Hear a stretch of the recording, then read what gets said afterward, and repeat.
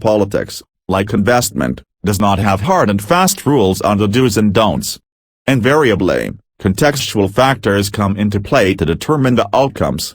It is only the interest that remains constant. The permanent interest is power.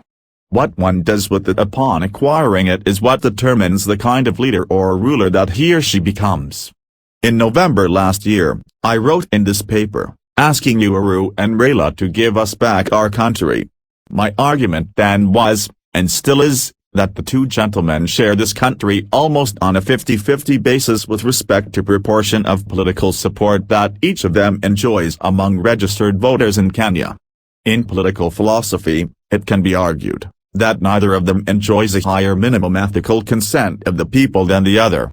It is therefore instructive that, in terms of political support, they sit at the negotiating table as equals, with Uhuru only enjoying an extra feather on his cap of being the first between equals on account of his control of state machinery, including officially sanctioned means of violence.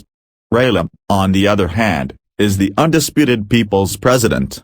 These positions create the locus standi for uhuru-raila to negotiate on behalf of their constituencies without requiring further authentication or authorization from any quarters. History tells us that Raila Odinga is excellent at creating the need for negotiation, but extremely poor at the bolts and nuts of negotiation itself, hence, the necessity of a more suave negotiator such as Mudavadi to be present at all meetings that involve negotiation.